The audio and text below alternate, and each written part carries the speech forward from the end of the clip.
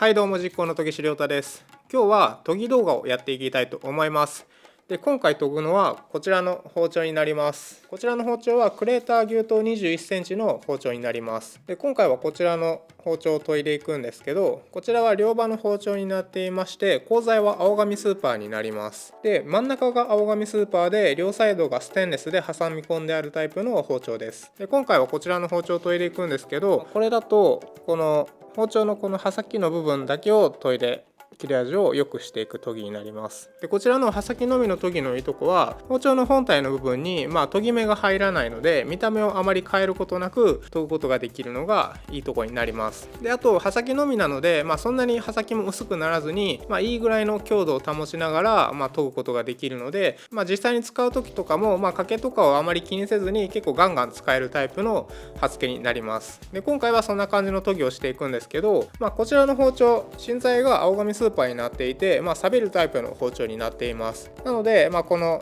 一番表面のここの黒いとこは黒打ちでもともと黒い部分になるんですけど、その先のこの白っぽいとこはステンレスが出てるとこですね。でこのステンレスの部分は錆びていないような感じになっていて、それより刃先の部分、ここにちょうど刃文みたいなのがあって、これより先の刃先に向かってのとこが錆びている部分になります。で今回はこんな感じで刃先が錆びてしまった時のメンテナンス方法とかの紹介もしていけたらなと思いますので、ぜひ最後までご視聴いただけると嬉しいです。それで今回使う道具なんですけど、今回使うのは砥石と液体研磨剤を使っていこうかなと思います。で砥石は実行のセラミック砥石の400番、1000番、3000番、6000番、1万3000番っていう感じの計5種類使っていきます。それで今から実際に研いでいくんですけど、研ぐ前に今の刃先の状態を顕微鏡を使って見ていきたいなと思います。で研ぎ終わりの時も顕微鏡を使って、ビフォーアフターみたいな感じでどんな感じの違いが出ているのかっていうのを見ていけたらなと思います。ちなみに今の切れ味確認するためにこちらのコピー用紙を切ってみたいと思います。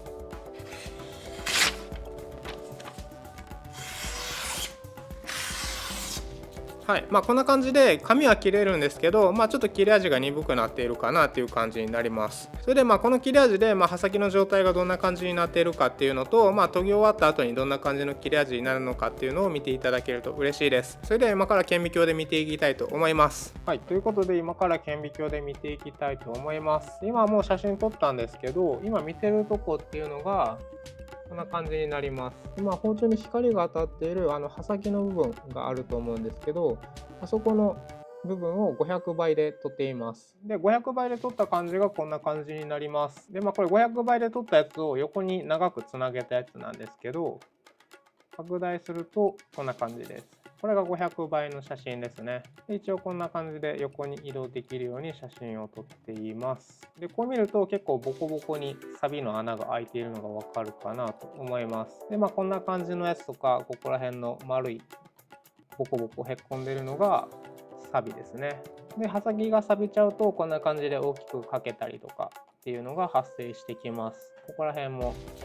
欠けがありますね。ここが分かりやすいですね。ここら辺は錆が結構密集していて、この刃先にも錆が発生しているので、こんな感じでボコボコ欠けている感じになります。こことかめっちゃ大きいですね。あと見ていただきたいのがこの刃先の状態なんですけど、こういうでっかい欠けとかを除いたらこんな感じになってくるんですけど、ここら辺も結構まっすぐに見えてきてますよね。でこれがまな板とか食材に当たった時に摩耗して、この刃先が結構なだらかにつるっとなったような感じになってきます。でこれを研いであげると、500倍でも結構ギザギザしてる感じがわかるんですけど、こんだけ刃先が滑らかになっていると、結構摩耗しているんだなっていう感じになります。はい、でこれ500倍なんですけど、ちょっと倍率上げて見ていきたいと思います。はい、ということでちょっと倍率上げて1000倍で写真撮ってみました。で1000倍で見た時でもやっぱりこの刃先の刃線の部分は結構なだらかになってしまってますね。で1000倍以上の、2000倍、3000倍、5000倍でも撮ってみたんですけど、ちょっとそこまでアップにするともうちょっと何が何だかよくわからなくなってきてしまってたので、とりあえず今回は1000倍だけ撮っていきたいと思います。でこれで研ぎ終わった時の画像と比較して、どんな感じに違いが出たかとか、どんな感じに研げたかっていうのを見ていきたいと思います。それでは今から研いでいきたいと思います。はい、それではまずは包丁のこの刃の部分を磨いていきたいと思います。はい、それで磨く時に使うのははこちらのピカールとこちらのガーゼになります。でガーゼがなければウエスとか布でも大丈夫です。それではまずは磨いていきます。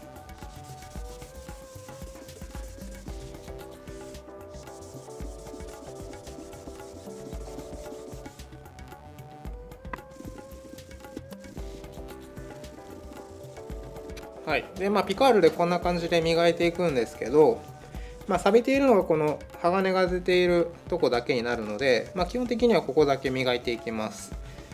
で気をつけといた方がいいのはこの切っ先のこのとんがってる部分ですね。ここ布が引っかかりやすいので、ちょっと慎重にやってあげてください。でざっと磨けましたら、次はこちらのティッシュペーパー使ってピカールをきれいに拭き取っていきます。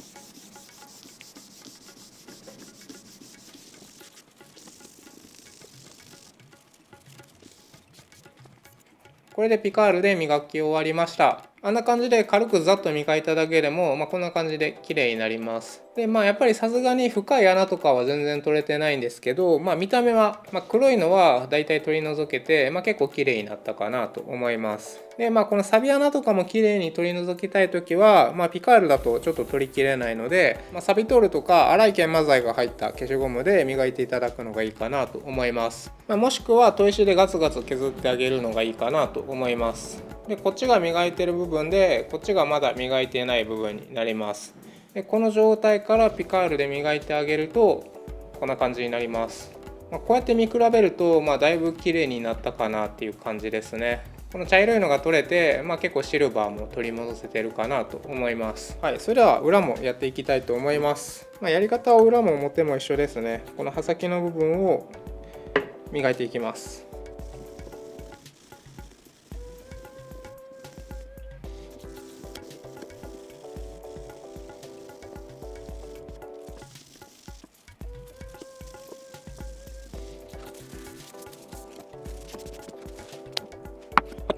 はい、これで磨き終わりました。簡易的ですけど、こんな感じで刃先の錆びはメンテナンスすることができますので、錆びてきたらこまめにしてあげると、こういう深い錆びとかもなかなか発生しないかなと思いますので、こういうメンテナンスは錆びが気になってきたらこまめにしてあげるのがいいかなと思います。それでは砥石で研いでいきたいと思います。で今回使う砥石は先ほど紹介したこの5種類になります。こちらのエンジ色が400番、こちらの青いのが1000番、緑色が3000番、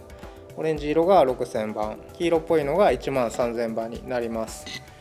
でまずは400番から当てていきたいと思います。で刃先だけの研ぎなんですけど、この400番使って研いであげることで刃先の錆もしっかり落として、綺麗に刃付けする下地を作っていく感じですね。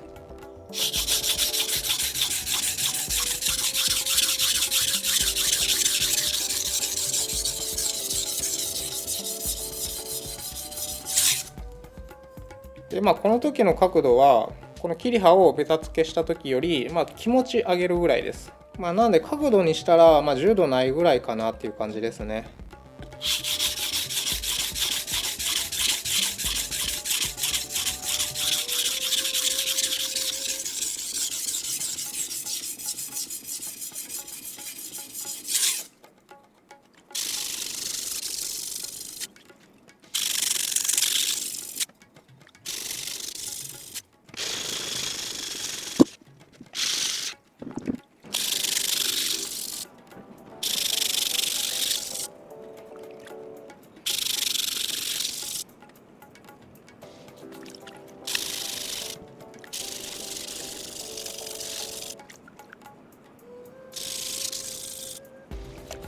はい、ということでこれで400番が終わりになります。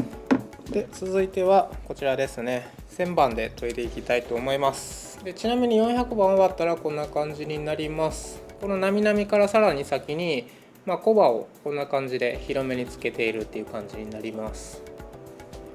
で結構鋭角に寝かして研いだので、コバも割と広めになったんじゃないかなと思います。でこのコバは立てれば立てるほど細くはなるんですけど、細くなったところで立ててしまったら刃が鈍角になっちゃうので、切れ味がちょっと低下しちゃうので、今回は広めにつけてあります。はい、それでは1000番いきます。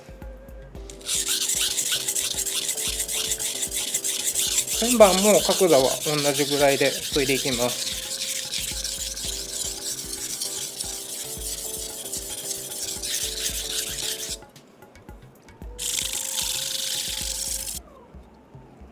はい、でこの時にしっかり研いでる部分の研ぎ目も確認して、ちゃんと砥石が当たってるかどうか確認していきます。ではまた反対研いでいきます。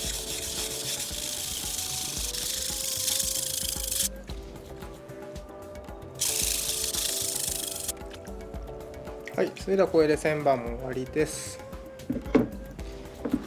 続いては3000番に行きます。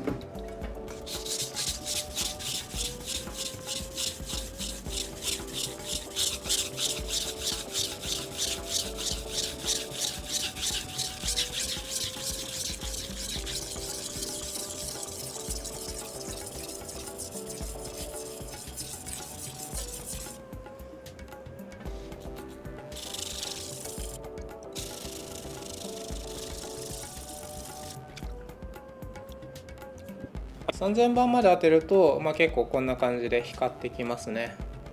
この刃先の輝きを取り戻してきたかなと思います。はい、それでは続きやっていきます。はい、続いては6000番です。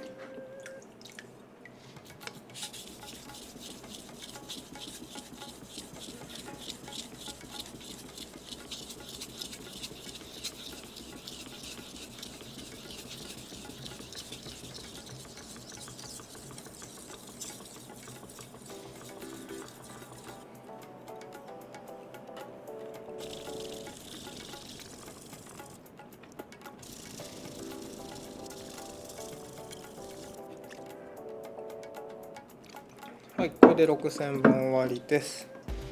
で次最後ですね、13000番でやっていきます。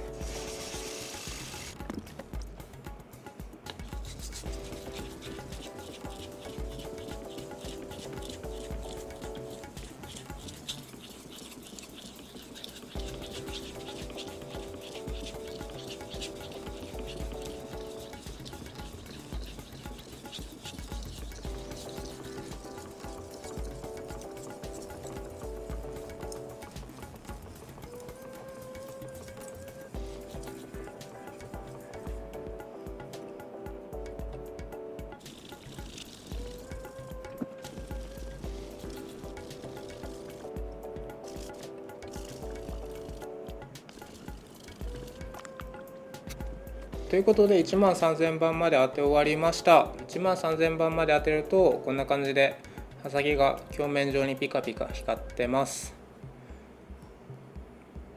かなり綺麗になりましたね。はい、こんな感じです。はい、それで最後にもう一つやることがあるんですけど、今ちょっと鋭角面で研いだので、このままだと破れちゃう可能性が高いので、最後糸引きしていきます。で糸引きは15度ぐらいで表と裏1回ずつ引いていきます。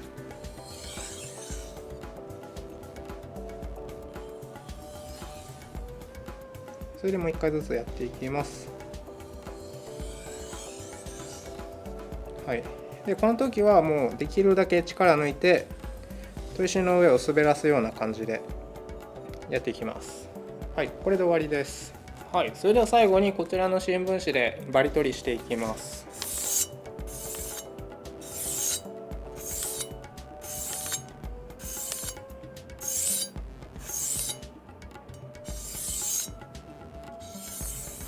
はい、これでバリ取りも終わりました。それではこれで切れ味がどんな感じになったか見ていただきたいと思います。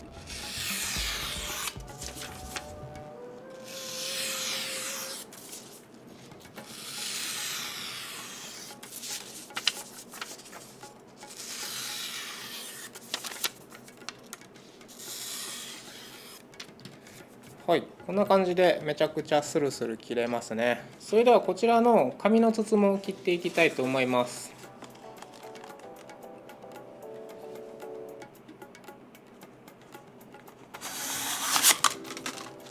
はい、こんな感じで紙の筒もすっぱり切ることができました。それではもう一度刃先の状態を端から端まで見ていただきたいと思います。ここら辺が顎部分ですね。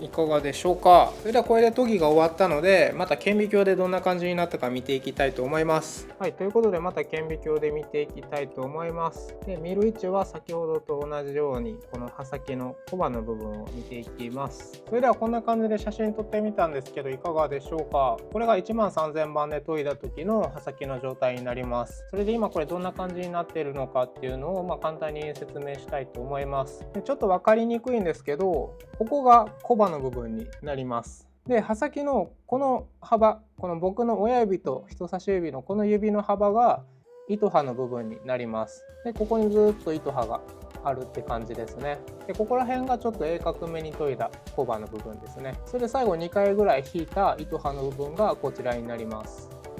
で、こんな感じになるんですけど、いかがでしょうか。やっぱり研ぐ前と比べると、この刃先のギザギザ感も戻ってきて、切れるような刃になったんじゃないかなと思います。ちなみにこちらは500倍になります。で、ちなみに今あるのでは500倍が最低倍率になるので、これよりもうちょっと縮小したやつはないんですけど、これより縮小していくと、よくあるこんぐらいの、ハンディの顕微鏡とかで見たら、100倍とか100倍前後が多いかなと思うんですけど、100倍前後とかで見ると、もうこれがもうほとんど線状に見えますね。それではこの500倍同士で比較していきたいと思います。ということで比較した図がこんな感じになります。こう見ると、かなり違うのがわかるんじゃないかなと思います。こっちの研ぐ前の500倍の図はサビもあって、こんな感じの穴ぼこがいっぱいあるんですけど、この刃先のここの部分がやっぱ平らになってますね。で、研いだ後のこっちの13000番は、適度にギザギザしているのがわかるんじゃないかなと思います。で、あと、こんな感じでサビによる欠けとかもちょこちょこあったんですけど、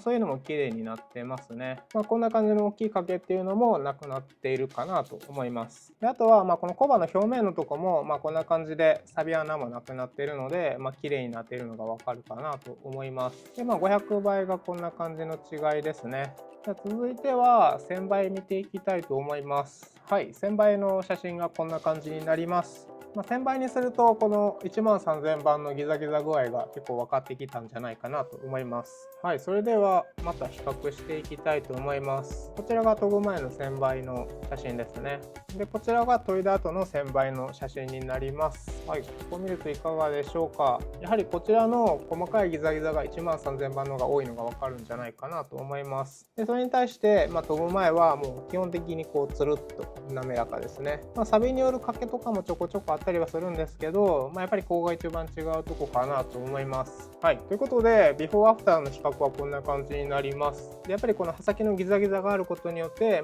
綺麗に切れるようになるという感じですね。はい、それでは最後におまけで最高倍率の5000倍も見ていきたいなと思います。5000倍になると13000番の研ぎ目も結構見えてきますね。ということで5000倍の写真がこんな感じになります。はい、いかがでしょうか。5000倍までするとこの青紙スーパー ×13000 番のこの刃線のギザギザ具合が分かりやすくなったんじゃないかなと思います。なんで青紙スーパーを13000番の砥石で研いだ時はこんな感じの刃線になります。こう見るとかなり細かくギザギザしているんじゃないかなと思うんですけど、やっぱり白煮とかに比べると割と粗めなんじゃないかなと思いますね。ということで以上が顕微鏡による観察でした。はい、ということで以上が刃先が錆びている包丁の刃先のみ研ぐ時のメンテナンス方法になったんですけど、いかがだったでしょうか。こんな感じで刃先のみの研ぎだけでも、なるべく鋭角に鋭く刃付けをしてあげて、この刃先が錆びていた部分も磨いてあげることで、かなり切れ味を取り戻すことができます。なので包丁の本体の元々の見た目が気に入ってて、あまり見た目変えたくない時とか研ぎ目をつけずに、切れ味を良くしたい時っていうのはこちらのメンテナンス方法をしてあげるといいんじゃないかなと思います。で、今回のポイントとしては、刃先を研ぐ時は、なるべく鋭角にしてあげるのがいいかなと思います。で、ただここちょっと注意点があって、鋭角にしすぎると、慣れてない時はこの包丁の本体の方、